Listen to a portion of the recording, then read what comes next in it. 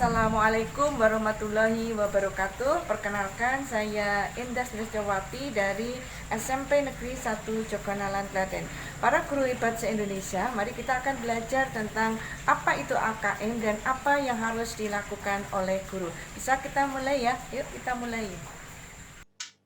Kita akan belajar tentang bagaimana peran guru dalam pelaksanaan AKM. Nah, materi yang akan kita pelajari pada hari ini, kita akan belajar tentang AKM dasar itu apa.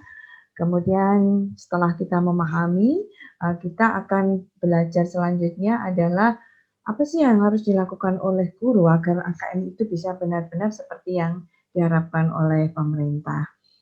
Nah, kita akan mulai yang pertama, AKM dasar. Kita mulai sebenarnya singkatan apa sih AKM? Tentu teman-teman semua, para guru hebat di Indonesia sudah tahu AKM adalah singkatan dari Asesmen Kompetensi Minimum. Nah, kita akan memberikan dasar-dasar dari AKM itu. Nah, dalam banyak orang ada pertanyaan sebenarnya apakah betul bahwa UN itu diganti oleh AKM? Nah, tentunya banyak pertanyaan-pertanyaan di masyarakat bahwa sekarang tidak ada UN tetapi kita akan ganti AKM. Sebenarnya apakah sama antara UN dengan AKM? Nah, coba kita lihat. Jadi kalau kita membandingkan UN atau ujian nasional dengan Asesmen kompetensi minimum, ini bisa kita lihat ada banyak perbedaan ya. Teman-teman bisa melihat mulai jenjang penilaiannya, kita bisa melihat kalau UN itu hanya di SMP ya, sedangkan AKM itu menyasar sampai di SD ataupun NI. Kemudian level siswa yang diberi AKM pada UN itu biasanya kita sudah tahu di kelas akhir, sedangkan pada AKM itu diambil dari kelas-kelas seperti ini, yaitu pada kelas 5 untuk jenjang SD, kelas 8 untuk jenjang SMP atau mungkin 9 itu secara opsional, atau nanti juga bisa di kelas 11 atau 12 untuk SMA maupun SMA. Kemudian subjek siswa, kalau UN itu adalah semua kelas siswa dari kelas akhir, sedangkan AKM itu lebih ke sampling, jadi tidak semuanya. Kemudian jenis tesnya adalah high stakes, ya. Sedangkan ini AKM itu lebih ke low. Nanti kita akan belajar di belakang ya. Kemudian soalnya kebanyakan hanya 2 tipe, yaitu pilihan ganda dan isian singkat. Sedangkan kalau AKM itu soalnya lebih bervariasi. Kemudian periode tesnya kalau AKM itu lebih pendek karena hanya 2 hari. Sedangkan kalau UN adalah 4 hari. Kemudian bagaimana moda pelaksanaannya? Kalau UN itu semi online, ya, jadi kita bisa server sekolah itu mendownload soal itu. Tapi kalau AKM adalah full online, ya. Jadi nanti kita akan gunakan full dari pusat. Tapi mungkin ada sekolah-sekolah tertentu yang mungkin internetnya kurang bagus, kemungkinan bisa semi. Kemudian metode penilaiannya adalah CBT untuk UN. Sedangkan kalau AKM itu seperti tes perguruan tinggi, yaitu menggunakan yang kita sebut dengan CAT, yaitu Computerized Adaptive Test. Ya. Kemudian bagaimana untuk persiapan sekolah tentang apa yang harus disiapkan. Kalau UN kita harus ada server sekolah, ada komputer klien, itu nanti harus ada ya. Sedangkan kalau di AKM itu tidak perlu server sekolah, kemudian tapi ada syarat minimal ya untuk komputer klien memorinya itu paling rendah adalah 2 GB, resolusinya juga tertentu seperti yang ada di sini. Kemudian juga bisa untuk bandwidth-nya itu adalah untuk 50 peserta. Itu ya. Jadi secara umum bisa kita simpulkan banyak perbedaan antara UN serta AKM. Kita lanjut sinau barengnya ya. Nah, sebenarnya kita akan bicara AKM itu apa. Di depan kita sudah tahu AKM adalah asesmen kompetensi minimum ya. Kenapa sih disebut minimum? Di sini dijelaskan bahwa dikatakan minimum itu karena kompetensi dasar yang ada di kurikulum atau di standar isi itu tidak semuanya diujikan. Sehingga hanya pada KD-KD tertentu saja. Kemudian AKM itu akan mengukur 2 kompetensi dasar, yaitu ada kompetensi dasar literasi dan kompetensi dasar numerasi ya. Jadi hanya dua poin. Kemudian di sini apa yang diujikan dalam literasi itu adalah bagaimana kemampuan siswa untuk bernalar dalam membaca teks maupun angka, ya. Jadi ini memang harus dibangun melalui learning progression. Nah, kemudian yang bisa kita lihat di dalam AKM itu bentuknya adalah survei, ya. Jadi karena survei ini tidak semua siswa diujikan. Kemudian hasilnya ini tidak akan melaporkan hasil individu, tetapi secara general di sekolah itu yang melaksanakan AKM. Kemudian manfaat dari AKM ini apa, ya? Bapak Ibu semua sudah tahu bahwasanya tujuan AKM adalah memperbaiki kualitas pembelajaran di sekolah sampai di daerah. Jadi nanti bisa terpetakan. Kemudian yang sangat penting adalah umpan balik supaya ada peningkatan kualitas terutama pembelajaran. Dan kemudian dari dua hasil ini tentu saja kita akan bisa menyusun bagaimana program-program sekolah untuk memperbaiki kelemahan-kelemahan itu. Nah, dari sini kita tahu bahwa manfaat asesmen nasional itu lebih banyak, ya. Nah, kemudian dalam melaksanakan AKM itu ada 3 komponen dasar. Yang pertama adalah AKM nasional yang tadi sudah kita jelaskan di depan akan menguji 2 kompetensi yang penting yaitu literasi dan numerasi. Kemudian masih ada nanti survei karakter. Nah, kalau survei karakter ini adalah yang dinilai karakter apakah siswa di Indonesia itu sudah mencerminkan 6 profil pelajar Pancasila. Nah, untuk AKM dan juga survei karakter ini yang dites atau yang diberikan soal adalah siswa. Nah, kemudian masih ada survei yang kedua adalah yang disebut survei lingkungan belajar. Nah, kalau di survei ini adalah yang diberikan tes atau diberikan survei itu ada 3, tidak hanya siswa, tapi ada guru dan kepala sekolah, di mana nanti pertanyaan-pertanyaan di survei itu akan menguji atau akan mendata bagaimana lingkungan belajar anak-anak selama di sekolah. Begitu Bapak Ibu, ya. Itu kira-kira yang kita akan lakukan besok tentang komponen assessment. Nah, kemudian apakah pelaksanaannya dengan komputer? Sama, ya, tadi sudah dijelaskan, semuanya adalah berbasis komputer, tapi di sini adalah bersifat adaptif. Jadi kalau UN kemarin semua soalnya sama, tapi di sini nanti disebut adaptif adalah menyesuaikan kemampuan siswa. Jadi misalnya nanti yang di sampel itu anak-anak yang kemampuannya levelnya di bawah atau low, nah nanti soalnya akan menyesuaikan yang low. Tapi kalau nanti waktu yang di survei itu terpilih anak-anak pandai, ya soalnya akan menyelesaikan pandai. Itu yang disebut bersifat adaptif. Nah, kemudian siapa saja yang akan ikut ujian nasional? Tadi sudah kita jelaskan di depan bahwa siswa itu adalah yang akan ikut nanti adalah dipilih dari sampel kelas 5, 8, 11. Kemudian nanti seluruh satuan pendidikan itu ikut. Kemudian setiap peserta harus mengerjakan 2 tes yaitu literasi membaca dan literasi numerasi. Kemudian melaksanakan survei karakter dan yang terakhir adalah melaksanakan survei lingkungan belajar. Nah, tadi sudah kita terangkan di depan, itu berjalan selama 2 hari. Nah, kemudian apa hasil yang diperoleh, ya Bapak Ibu?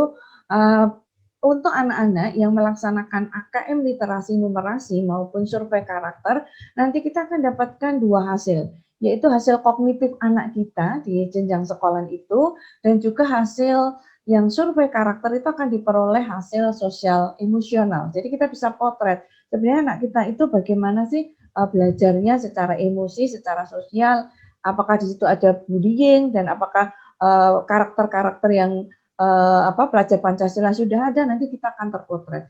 Sedangkan lingkungan belajar yang akan diisi oleh siswa, guru, ataupun kepala sekolah, nanti akan memberikan input sebenarnya proses pembelajaran itu ada kelemahannya apa, dan kita harus lakukan apa, gitu Bapak Ibu. Jadi ini kalau kita lihat sampai di sini, AKM itu sangat membantu bagaimana memperbaiki kualitas pembelajaran di sekolah. Baik, kita lanjutkan jadwalnya, ya. Tadi kita sudah dengar bahwa AKM itu hanya 2 hari, ya. Kemudian perbedaannya untuk anak-anak SD, ya, nanti pada hari pertama itu akan mendapatkan tes literasi selama 75 menit, kemudian dilanjutkan survei karakter selama 20 menit. Sedangkan untuk SMP itu adalah waktunya sama SMA itu sama, tes literasi 90 menit, survei karakternya 30 menit. Itu terjadi di hari pertama. Kemudian pada hari kedua, untuk waktunya bisa kita lihat sama seperti hari pertama, tapi tesnya dinilai pada numerasi atau ke angka-angka ya. Waktunya juga sama, jadi hari pertama literasi, yang kedua adalah numerasi. Kemudian waktunya adalah 90 menit untuk untuk SMP, sedangkan SD 75 menit. Nah, kemudian kita akan melihat jenis-jenis AKM literasi dan numerasi itu apa saja yang akan diberikan ya. Ini di sini adalah sudah kita sampaikan tadi di depan bahwa yang dikerjakan untuk AKM nasional itu adalah kinerja atau mutu sekolah dan administrasinya terstandar. Ini yang kita harapkan. Nah, kemudian nanti ada AKM yang di bawah nasional itu adalah AKM kelas. Ini biasanya ada di waktu awal masuk SD sampai akhir SMA itu ada tes. Ini harapannya sampai di sana. Kemudian biasanya digunakan untuk teach and the right level, bagaimana untuk menempatkan anak-anak itu. Kemudian yang ini juga akan diprogramkan adalah AKM sertifikasi, ini nanti akan ditaruh di kelas 12. Nah, itu jenjang-jenjang AKM yang akan disampaikan begitu. Nah, sekarang kita akan lanjut. Sebenarnya literasi membaca itu apa? Ini harus diberikan pada Bapak Ibu guru mulai sekarang bahwa literasi membaca itu tidak hanya sekedar memahami teks, tapi di dalam kita membaca itu sampai bisa menggunakan, bisa mengevaluasi, kemudian merefleksi sampai yang terakhir adalah bisa menyelesaikan masalah yang ada di dirinya, kemudian di masyarakat. Jadi tidak hanya sekedar tahu, tapi bagaimana teks itu bisa untuk menyelesaikan masalah, baik itu pribadi maupun masalah yang ada di sekitarnya, begitu. Sedangkan numerasi, ini Bapak Ibu mungkin akan berpikir apakah ini matematika, sebenarnya bukan. Memang dasarnya menghitung itu yang nanti menjadi landasan matematika itu numerasi atau angka-angka, tapi di sini yang perlu diberikan mulai sekarang adalah numerasi ini adalah menggunakan konsep matematika dalam jenis-jenis prosedur, fakta. Kemudian matematika itu sama, yaitu bisa untuk menyelesaikan masalah sehari-hari. Ya, jadi anak-anak tidak bisa hanya menghitung 1 tambah 2 ada 4, tapi dia nanti misalnya punya satu kue dibagi 4 orang dapat berapa, sehingga nanti dia bisa menghitung. Kira-kira seperti itu Bapak Ibu ya yang harus kita lakukan. Baik, kita lanjutkan. Soal AKM-nya seperti apa dan bagaimana pola pembelajarannya. Nah, begini, soal-soal di AKM itu tidak bisa hanya soal-soal yang hanya istilahnya merekol ya, jadi hanya mengetahui, tapi di situ ada tema. Nah, temanya diambilkan dari tema-tema soal yang ada di Sustainable Development Goal atau yang sering kita singkat dengan SDGs. Nah, ini ada 17, maka Bapak Ibu nanti ini harus mulai dikenalkan anak-anak bahwa Bapak Ibu kalau membuat soal itu harus tidak boleh hanya soal-soal yang standar, tapi ya ini 17 ini harus mulai dikenalkan. Satu persatu dikenalkan, sehingga nanti semua teks itu anak-anak paham. Itu ya. Kemudian bentuk soalnya ada beberapa jenis. Nah, yang terbaru adalah pilihan ganda kompleks. Nah, di pilihan ganda kompleks itu anak-anak boleh mengeklik lebih dari satu soal jawaban benar. Kemudian ada soal menjodohkan, di mana nanti menjodohkan itu adalah kita menggunakan karena ini berbasis komputer ya, nanti drop and drag. Ya, jadi soal itu di apa istilah dijodohkan dengan anak-anak itu atau menggeser soal itu kita sebut drop and drag. Kemudian ada soal isian yang berupa isian singkat dan juga ada soal essay. Nah, sehingga Bapak Ibu harus menyiapkan semua jenis-jenis soal ini dari awal supaya anak terutama nanti yang SD ya tidak kaget dengan soal-soal seperti ini. Nah, kemudian yang harus kita lihat, konten yang harus Bapak Ibu pelajarkan ke anak-anak nanti di dalam pembelajaran kita, dalam numerasi maupun literasi itu ada 4 ya. Yang pertama adalah berbasis konten. Nah, konten itu berarti berbasis isi. Kalau numerasi itu Bapak Ibu harus menjelaskan tentang adanya bilangan, pengukuran geometri, data, dan sampai aljabar. Sedangkan kalau konteks itu adalah hanya 2 teks, teks informasi dan teks sastra. Kemudian tahap yang kedua adalah proses kognitif. Nah, di sini baik itu nanti pada level yang kognitif itu dalam angka anak-anak harus mulai memahami, menerapkan dan menalar angka-angka itu. Sedangkan kalau membaca di proses kognitif ini, jadi anak-anak harus diajari bagaimana dia menemukan informasi dari teks itu. kemudian dia bisa menginterpretasi, mengintegrasi, sampai bisa melakukan evaluasi dan refleksi. Itu level kedua. Nah, yang level ketiga adalah yang namanya konteks. Ya, konteks itu ada dua, baik itu numerasi maupun literasi sama. Konteksnya bisa diambil, konteks-konteks itu personal, jadi yang kita alami sehari-hari, atau social culture, atau yang terjadi di masyarakat. Kemudian tidak kalah penting adalah saintifik, sehingga Bapak Ibu nanti dalam pembelajaran tidak boleh mengkotak-kotak, tapi bagaimana semua KD dalam berbagai mata pelajaran itu saling mengintegrasi dengan tema-tema yang ada di SDGs tadi. Begitu Bapak Ibu ya. Ini tentang konten AKM. Nah, kemudian Bapak Ibu tadi sudah kita jalankan ya, ada 4 sampai konteks itu. Nah, hasilnya nanti Bapak Ibu, kita nanti kalau sudah mendapatkan ini, anak-anak itu, kita akan mendapatkan hasil di dalam pemberian soal tes. Nah, apa hasilnya? Nanti kita akan mendapatkan bahwa dalam literasi itu ada 4, dan juga numerasi ya, ada 4 kelompok. Nah, ini yang harus dikenali guru. Jadi guru itu harus bisa tahu komponen kelompok mana anak saya. Nah, kelompok paling rendah adalah yang disebut siswa yang perlu intervensi khusus. Nah, di sini anak-anak ini adalah anak yang kita tes dari AKM itu akan tahu di level ini murid itu belum bisa menemukan informasi apapun, baik itu di teks maupun di numerasinya. Sehingga ini perlu bimbingan khusus oleh guru. Kemudian yang kedua adalah level di atasnya, namanya level dasar. Nah, ini sudah mulai kemampuannya murid kita itu bisa menemukan dan mengambil informasi, ya. Tapi masih sederhana. Nah, kemudian level yang ketiga adalah level cakap. Nah, cakap itu berarti dia sudah bisa membuat interpretasi informasi implisit dari apa yang dia baca dan bisa mengintegrasikan sehingga dalam bentuk teks maupun dalam numerasi itu dia bisa paham begitu. Itu yang level 3 ya. Kemudian yang terakhir adalah level mahir. Nah, kalau mahir itu berarti mereka sudah mampu seperti apa yang diharapkan di AKM tadi. Dia bisa membuat informasi, numerasi itu bisa untuk memecahkan masalah, dia bisa mengintegrasikan seperti itu. Itu yang level-level anak, sehingga Bapak Ibu nanti di kelas harus memahami satu kelas yang kita ajar itu harus 4 itu Bapak Ibu kenali ya, mulai dari yang mana anak yang perlu dibimbing khusus, mana yang memiliki kompetensi dasar, kemudian mana yang cakap dan mana yang mahir, seperti itu Bapak Ibu.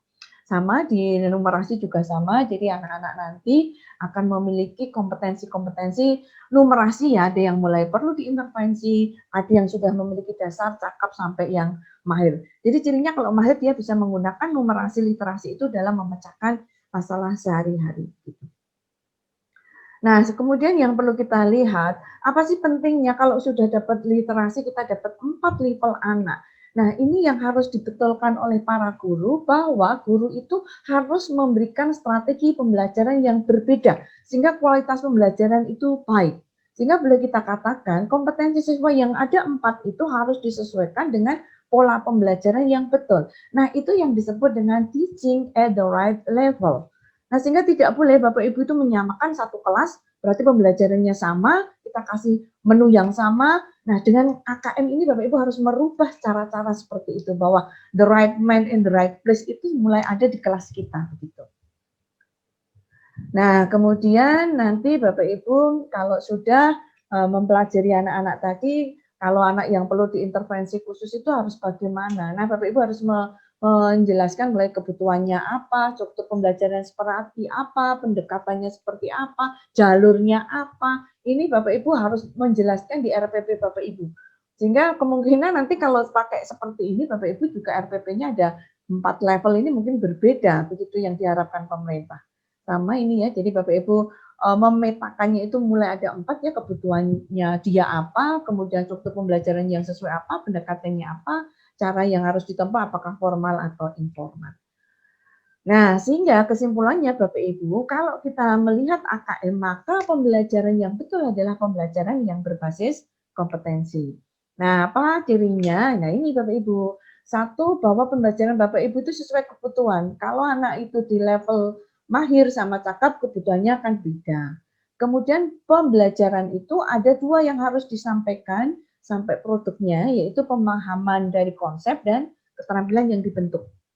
Nah, kemudian yang ketiga adalah dalam pembelajaran itu harus menunjukkan kinerja. Jadi ini keterampilan ya. Nanti di mana keterampilan itu harus bisa menerapkan konsep yang harus dipelajari.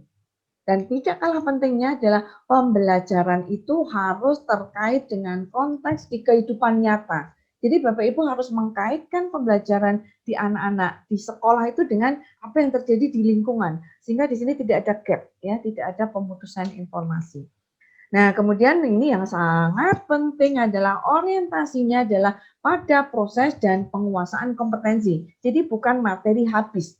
Jadi KD-nya tercapai apa enggak? Nah, Bapak Ibu kan sering lupa bahwa materinya sudah selesai.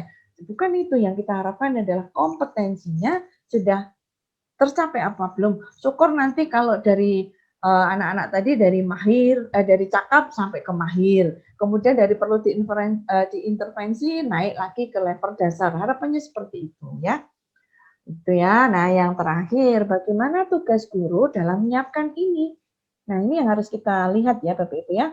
Nah, ada 3 kata kunci yang kita berikan hari ini untuk Bapak Ibu segera dilakukan. Yang pertama adalah Bapak Ibu harus mengubah cara pembelajaran ya.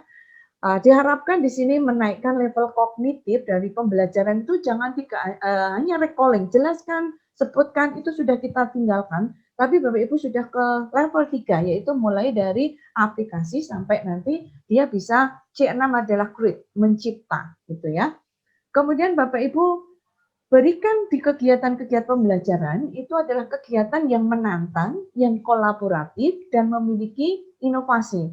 Jadi Bapak Ibu jangan hanya memberikan tugas membaca buku, mengerjakan soal, tapi berikan tugas-tugas yang menantang. Mungkin yang ada di pendidikan kita di sekolah seperti ini, di masyarakat seperti ini nyambung enggak? Mungkin melalui project based learning, atau mungkin melalui inquiry. Nah ini yang diharapkan Bapak Ibu ya. Sehingga nanti pembelajaran kalau Bapak Ibu tidak mengubah itu ya AKM nggak akan berhasil. Nah, kemudian tidak kalah penting adalah mengubah cara melakukan penilaian.